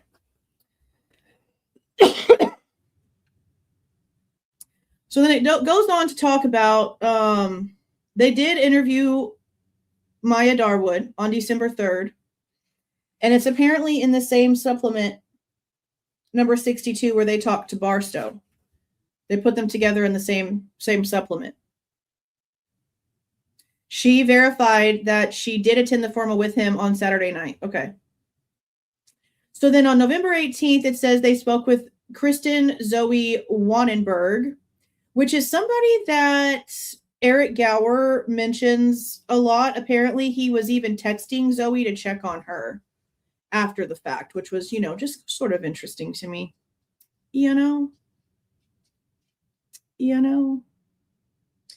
And they start talking about a couple things, and it goes down here. And this seems to be the report where we read that Kaylee refers to Jack as her child and that he was not a serious guy. She described Goncalves and Jack as more of a brother and sister relationship. They shared Murphy the dog. Yeah, sure. They shared ownership of an 11-month-old golden doodle named Murphy. But now we also know the truth of that Jack didn't want a damn dog. He literally told Kaylee, I can't do anything with this dog. I'm not going to give you doggy support. I'm not going to buy things for the dog. But because you can't have him at your apartment, he can stay at my house. They didn't share custody of the damn dog. Murphy couldn't stay with Kaylee at her apartment. So because of that, she was having Jack keep Murphy for the majority at his place. But he didn't want the dog. He literally says in his interview, he told her no, that he didn't want to get a dog. She chose to do all of that on her own. So all of this puppy lovey-eyed bullshit about, oh my God, they shared a dog, and oh my God, and Jack this and Jack that. No, Jack didn't want the dog. Which is why now Jack doesn't have the dog. His aunt has the dog. Jack never wanted Murphy. Ever. So the fact that it even got to the point that this was such a lie about the dog in general is crazy. Super crazy to me, because now we know the truth. Now here is where it goes into how on November 18th, they go into Jack's house and they actually do find a drop of possible blood on the wall of the entryway, and then 5 or 6 small drops of runs of blood on the kitchen wall. I don't think we've gone through those forensic reports in depth yet, but we will very soon. I keep forgetting about that little situation, but we'll go back to that. Now, in this, they have Jack Ducour, his interview from November 15th, 2022. I'm not going through any of it at this point in time because I don't know exactly what's redacted and what's not redacted, and this is why. We have the 11/17 interview, and we have paid the deposit for the 11/15/2022 interview. What I'm understanding in the 11/15 interview, and I'm just going to read this section of this right here. He goes to talk to Jack about the vehicles, and then all of a sudden they go to take a break, and Jack leaves the room to go and speak to his mom.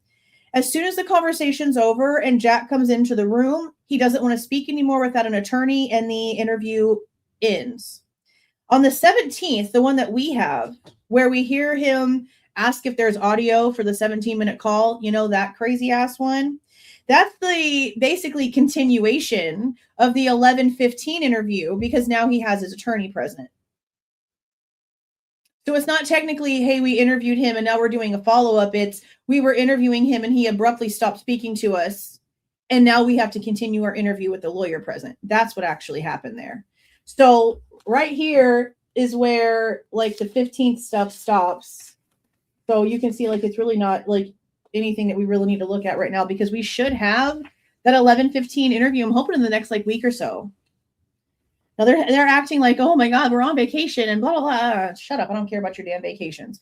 So I don't know. Hopefully we get them soon. There was only, I think, like 3 ahead of mine. And I know the other ones are Connor's. And I think he said he's got a bunch of stuff coming in. So shouldn't be too long here. And then we'll be able to go through it, because the beginning of the one on the 17th, Van Leuven is like repeating everything to Jack timeline wise that Jack apparently told him on the 15th. So one of the main things I want to do after we've listened to the whole thing and then we go back through it, I want to hear the comparison. I want to do a comparison because we see how many times these freaking cops get shit wrong. They go in there and they put the wrong information that was told to them and it gets all backwards and all flip-flopped, and then it continues that way as a domino effect and shit just gets messed up from there. So to go back in and do a comparison on what he actually said on the 15th versus what's being said back to him on the 17th, that'll be pretty interesting. Okay, so that's the end of when it comes to Kaylee's information, and now he goes on to talk about Maddie. Now, it says that they originally focused on Maddie as being the full-on target of the attacks. It says the first 2 murders had occurred in her bed on the 3rd floor of a hard-to-navigate house. That's not technically true because we don't know the order of death. We have no idea who was actually attacked first. We don't have any clue. They don't know. Dylan's story doesn't prove either way, honestly, because she's not honest or knowing shit about shit in the first place.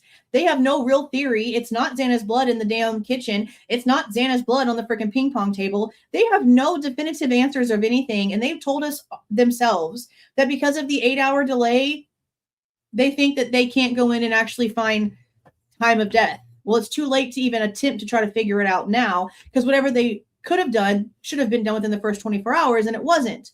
So they can't give us order.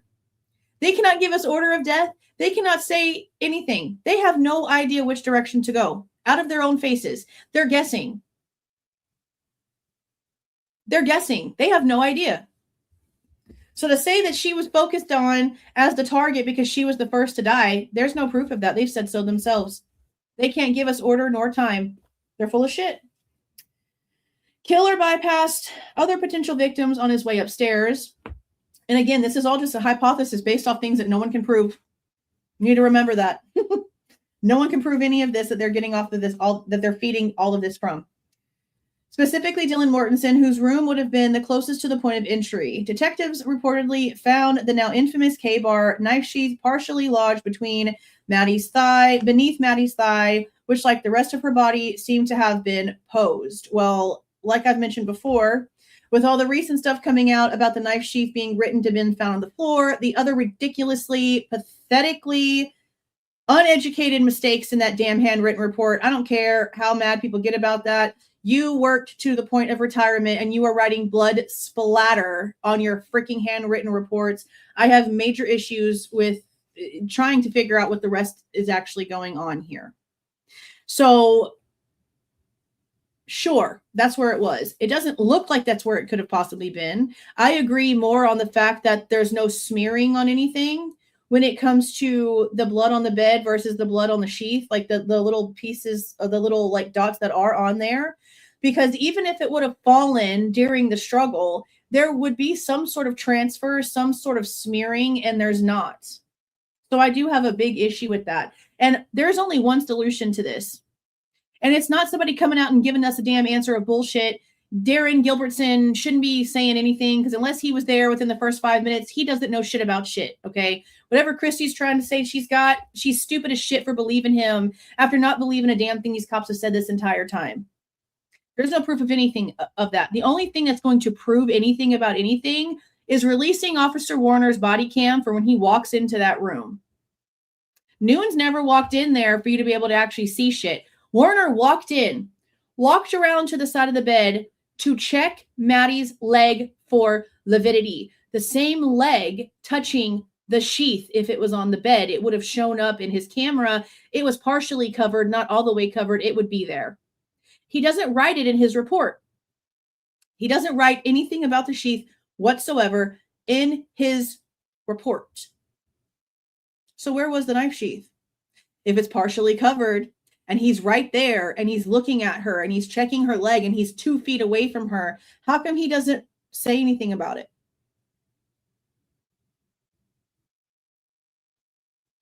No one ever thought to ask? Was Ann Taylor not going to mention that? Was that going to be like a surprise question that she asks him on the stand or what? Because I don't remember that ever being recalled in court. And it seems like the only body cam footage that these experts that come out and talk about the case want to keep talking about is Noon's. And that's not where the answer is.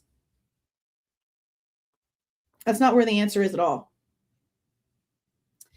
It goes on to talk about how Maddie was 21 and a marketing major, born in Idaho and raised in Coeur d'Alene, a member of the Pi Beta Phi sorority, where she served as Bethany Funk's Big.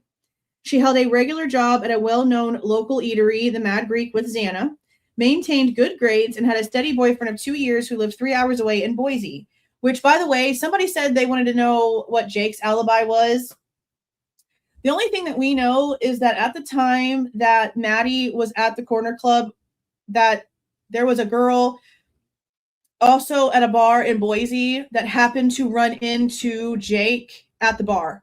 So there was either like a quick FaceTime with Maddie or a picture taken and sent to Maddie of them two together. So we know that at least around that time, Jake was in Boise, all the way in Boise at a bar, like hanging out on a Saturday night, just like they were, you know. Friends described her as the head of the household. Well, she's also the one that lived there the most. She's the only one that had been there from the year before. So she was definitely like the OG that year, being at 1122. As did police, who usually talked to her when responding to noise complaints during parties. See, that's not true either. He's getting that based off of one body cam of the police calling her from someone else's phone, from Hunter Johnson's phone, by the way. And that's not true. The other body cam, he's talking to Xana. And the other body cam, the cops are talking to Kaylee. So there's only 3 body cams because there was only 3 complaints. I called, I checked. There was just the 3 we've already seen. So to say the cops usually spoke to Madison, they spoke to her once out of 3. So no, that's not true either. Putting some sort of extra oomph onto something with a lie doesn't help your argument here. She maintained a strong social media profile presenting what appeared to be the ideal college life, a youthful exuberance expressed via happy faces posing for an endless stream of selfies. Now, see, I'll say again, going back to the way that he insinuated shit in here about Kaylee and there's being stuff online, notice how we just went through the entire section of Kaylee all the way to the end, and he put that insinuation in there about there being some stuff online and then never went back to it just to leave it. That right there, if that doesn't tell you the intention of this author, I mean, I just don't know what to tell you. I mean, it's all written right there, right in front of your face. It's gross. So then they talked to Jackie Fisher, the owner of the Mad Greek, said she was a reliable employee who was very well liked. Then a coworker named Anthony that said that one of the girls had mentioned something about a stalker, but he couldn't remember which one. We also had the vape store guy say that he felt like basically both of the girls, along with some other girls, had come in as a group at some point and had made some sort of mention of a stalker. We don't know for sure. I don't know if the cops ever went and actually got like camera footage or receipts or whatever to prove that it was them or not. I don't know. Now, this person also,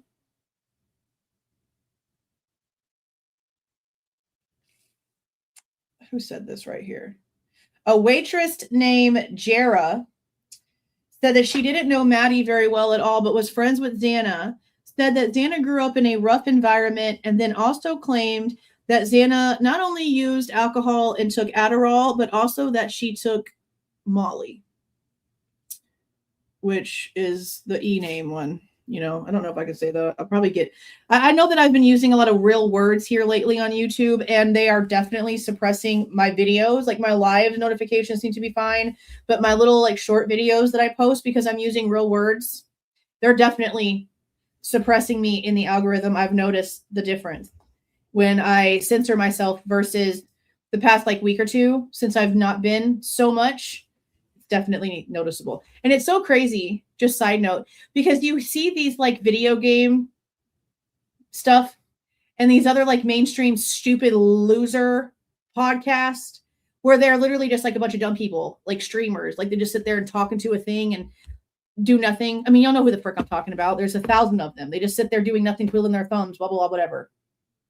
They can say some off the wall shit. They can have girls shaking their asses in the background. They can be talking about body parts in the most grotesque ways. They could be F this, be this, all these words, this, talking all kinds of crazy shit, showing all these crazy things on screen, and they get millions of views. But sit here and talk about a crime and use the word rape instead of grape, and YouTube punishes you for it. I hate it here. Did I mention that? I hate it here. Okay. So then it goes to another waitress named Isabel, who didn't really have any information at all about Maddie, but did feel suspicious of a maintenance man who said that, who she said gave off a creepy vibe and asked her very inappropriate questions. And apparently when the police went to go talk to this person, he took off his sweatshirt and rolled up his sleeves to show his bare arms had no injuries. So he instantly knew what they were coming to talk to him about, and he was just like, "No, bro, I'm a dick and I'm a creep, but I'm not a murderer." Okay. Let's see. Going into Maddie's history with her father Ben, they were like besties. It seems like they were concert besties, which is really cute. Benjamin and her mother Karen had divorced and remarried. She was an only child, had no siblings to be interviewed, but there was a long list of friends, sorority sisters, and associates. And they started speaking to them on November 18th, and it started with a girl named Kaylee Goncalves. I think we've heard that name before. Actually, I think she's been in one of the whatchamadoodlers. One of the damn documentary thingies that have come out. But again, somebody else claiming a best friend. I mean, just because you're close to somebody, it's really crazy how they just throw that word around. McConkey told detectives that she knew Kaylee through Mogen and had met Ethan once through Xana and had socialized with Bethany and Dylan on occasion. Is this the one that was at the club and saw Jake? This is the one who saw Jake. Okay, so Kaylee McConkey FaceTimed Maddie at 1:50 in the morning. And it says that she was at a bar called the Amsterdam Lounge.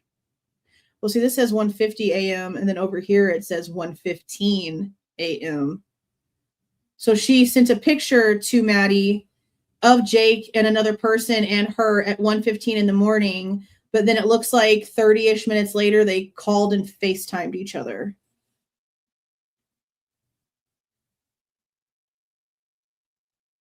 Okay. She also said she knew who Jack Showalter was, said that she knew him, but she didn't know him well, knew that he had a girlfriend while they were going to the university together, and says the girlfriend's name, Megan Singh, and then says that they weren't dating anymore. Now, it is interesting, the girlfriend dynamic with Showalter. It's very interesting, the girlfriend dynamic with Showalter, because when he talks about that situation, he does mention the fact that like it's a relationship he's not in anymore, but that it seems like he's sort of like conducting himself like he still is in a relationship because he talks about her and that time like it's still happening, even though it's not. And he seems to just like stay to himself and not, like really entertain too many things, at least from how a lot of things are being perceived. But I'm still just questioning. I'm really curious as to if there was a hookup situation that was maybe gonna happen that ended up not happening, because that whole thing is just very strange. So this girl had never been inside of 1122 since December of 2021. So the whole time the girls were there, she hadn't been there.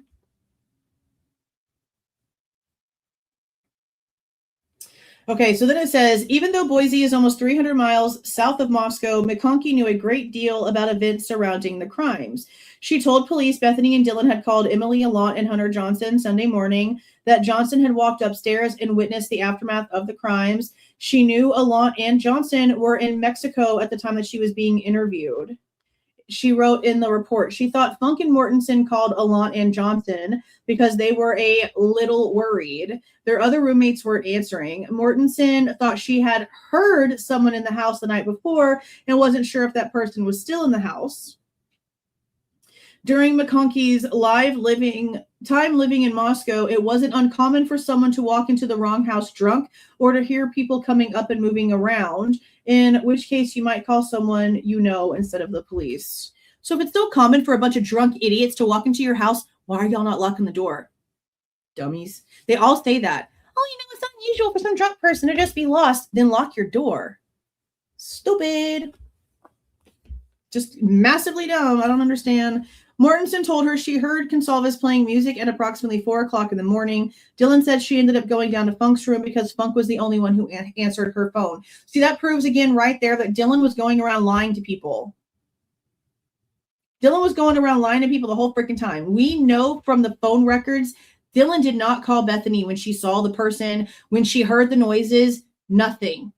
There was no communication with Bethany until Bethany heard something that woke her up and she saw some sort of light apparently underneath her door and she called Dylan. Dylan is going around telling everyone, according to this, telling everyone she called Bethany. She told the first responding officers she called Bethany. No, she did not. And it matters so bad. It matters so much. It matters more than people want to sit there and think that it does. I promise you that. I promise you that.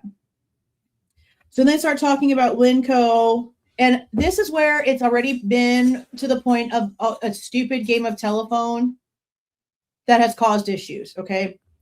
What we've already been told about the Winco incident is that it was basically just two guys apparently trying to like pick up chicks, and one of them saw Kaylee and wanted to see if he could get her attention and ask her out, get her number, whatever. And she got in her car and he got freaked out and decided not to do anything else, and he walked away. When McConkey is telling this story, she goes so far left into the story about the Winco situation that she says that the man tried to open Kaylee's car door. That was never, ever a thing the cops ever said that they saw in that video.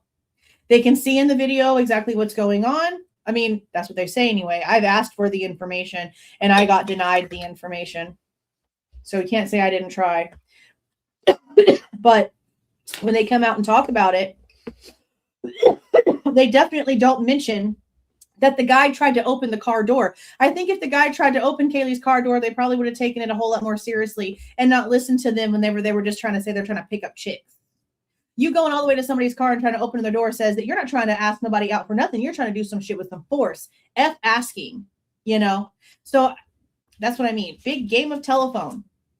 Because at this point, it's gotten to now the guy tried to open the door to try to get her. And that's not what happened. That's not at all what happened. Then he goes on to say, perhaps the most important statement McConkey made to police was that Kaylee Goncalves' sister told her Jack DeCour woke up the morning after the homicides with 16 missed calls from Goncalves and Mogen. According to McConkey, Kaylee had called approximately 10 times and Mogen had called approximately 7. There were also text messages sent to DeCour saying things like, bro, what the F, and wake up. Now the report says, Goncalves was known for calling a lot of times consecutively when she wanted to contact someone. Neither Goncalves nor Mogen would call DeCour instead of the police for help. DeCour and Goncalves had dated previously. They were currently broken up but good friends. Now he wants to backtrack back to Kayla Wynn's November 16th interview when it comes to Maddie's love life, including the full-time boyfriend. And but I don't really quite understand the back and forths he does. He literally just like goes back and forth on some nothing bullshit. There's never hardly anything at all to connect the things that he talks about. He just talks to talk, types to type, whatever you want to call it. Bullshits to bullshit. It's just her sitting here describing him as being maybe 5'7" and a little balding. Like that's all that this is right here, is just describing him. So it goes from talking about Kaylee's sister saying how they called Jack back and forth, to now just talking about the way that Jake looks, I guess. Then this is how it ends, about how this was hearsay, rampaging through Moscow at this point, and says that through victimology, the real killer is a search for the real killer. No, backtrack. The real search for the killer had turned to cell tower pings and DNA. Once Kohberger was identified as a suspect, every other lead faded away. None of the individuals in this chapter has ever been named a suspect or implicated in the crimes, which is also a lie, like we said before. Jack Dukor was. The forensic reports that are unredacted, that are out there to the public, that are on the Google Drive, you have the redacted one and the unredacted one right next to each other. You can see that Jack Dukor was the number one suspect.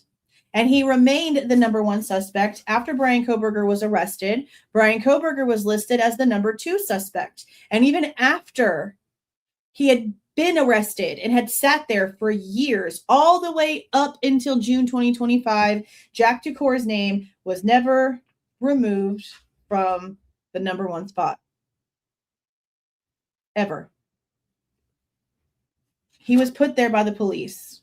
He wasn't removed there because the police never told them, hey, we can take him off now. He's cleared. Never happened. And just like it says right here, victimology revealed little. Forensics may have shown them even less. No shit. But see, what the victimology would have actually shown, which this isn't all of it, obviously. And I'm hoping I can get the victimology reports. But considering that Joe Lake wrote them as like FBI reports with an FBI case number, I highly doubt I'll be able to get the victimology reports. I really do doubt I'll be able to get the victimology reports. We shall see. But if they'd have paid attention to other things, like what happened in September, the conversation about stalking, some of those people remembering stories that Kaylee told them all the way back in May of 2022 about having situations, having issues, someone trying to get their nude photos from Jack, from somebody else, trying to get it through Maddie, all these other things that seem to really point to places where there's questions of people maybe having issues and having access to people they shouldn't have had access to. They just completely shelved all of that. And you would think that as the investigation continued, that the investigators would have realized how much none of their information actually does connect to Kohberger. And some of them start actually looking back at some of their old things to see if they can make any of that make sense as to why there's no connections when they still have all these other things, but no one seems to really care at all, which is really just insane to me. There's way too many strange little pieces of this case. The fact that they got a name and literally didn't give a shit about the lead, the unknown DNA, or anything else is so wild. And then they made everything fit around it instead of giving a shit about what it actually meant. It's just so stupid. I don't even know. Stupid is the only word for it. Stupid is the only word for it. It's just so gross. It's just a lot. It's always a lot. Welcome in, Mama Melissa. Welcome, welcome, welcome. Don't forget, we do have our members only live on the 29th. That's coming up on Monday. Coming up on Monday, we're going to do a couple of giveaways. It should be at like 5:15, I think it is. I think that's the only live we're going to do Monday. I'm not sure yet. But I guess that's it, you guys. I'm going to go ahead and get off of here. You guys have a great rest of your afternoon, your evening, Saturday night. If you go out, be careful, be safe. Don't do anything crazy. Cover your drinks. Carry a weapon. All those things. Don't get overheated either, because it's hot as shit in Texas right now. Oh my God. So bad. So bad. But I will see you guys tomorrow in the afternoon to go over Mason Barstow's interview. I don't have it posted up yet, but I will, so that you guys can get your notifications bells on. I just don't know what time we're going to be doing that yet. It all depends on what time my UFO live ends, and then we'll discuss it from there. But I'm really interested to listen to Mason's, because Mason has connections to quite a few people. Plus, we also know now that Peter also has connections to like multiple people. There's just a lot of like intersecting things here. I know Amber Vance has a really good like bulletin board where she has a bunch of people's faces and stuff together. I feel like I'm about to do the same thing. I feel like I need to. Like, I have a printer, so I think I need to. I think I need to just like print out little faces and get string, like thick twine with like the push pins, and kind of make it like a cobweb type board, because there's so many interconnecting things here. And when it comes to the rumors and the things that were going on and everything that Peter said and just a bunch of stuff, we need to look at it a lot. We need to look at it a lot more. So I think I'm gonna make a visual the way that Amber did to help me keep track, because there's so many moving people that I didn't think at first maybe mattered. But now that we're getting some unredacted information, there are definitely things that a lot of people have said that I want to just double check. And I got to be able to verify a couple things before I do that, or else I'm not verifying shit. You know what I mean? Like, I've got to get it all together. So I'm going to work on that, I think, this week coming, maybe. We'll see. Anyway, thanks so much for coming in here and listening to this interview. I mean, this review of this section of this book. How many more chapters do we have left? Like 4? I think we have 4. And then Cyray's book should be coming in soon. It shipped before I thought it would. It said it wasn't going to be here until like the 10th or the 14th, but it already shipped a few days ago. I posted that in the community tab that it's already been on its way. Should maybe be here like in the middle of the week, something like that. I know we have interviews to look forward to coming from Connor. We have a couple different ones that we need to go through that have also been posted. We've got stuff coming a year past the plea practically, and we are still right here. And you know what's crazy? The plea being signed on June 30th, 2025, and then the Goncalveses doing that interview on the Murder Unscripted channel on the same date is really interesting. Really super interesting. I'm actually thinking, just a side note before I get off of here, I think what I'm going to do is go live on Tuesday, because you know how we do 2 on Tuesdays usually. And I think we're going to go over what happened in court and just do a live listening again to that plea change. Because why not? I mean, I know it's not the date that everything like went public on TV, but that's the date the damn thing was signed. That's the date that everything changed. So I think that's the date that we're going to watch. We're going to watch it and go back over it and just reiterate how many things still don't have answers a year later. State still has no theory worth the shit. They can't answer anything with proof of anything a year later. Like, the fact the families only care about whatever possible paycheck they can get from WSU is so gross. Shit makes no sense to me. No sense to me. All right, you guys have a great night. I'll see you guys tomorrow. Stay safe. Stay cool. All the things. Thank you again so much for coming in here. Thank you for spending time in here with me. And thank you again for the super stickers and the super chats. And for the gifted memberships, the people that joined on their own, and just the reminders of how long some of you guys have been in here, because some of y'all have been in here for a very, very long time, and I very much appreciate you guys. Y'all have a super great afternoon. I will definitely see you guys tomorrow. See y'all.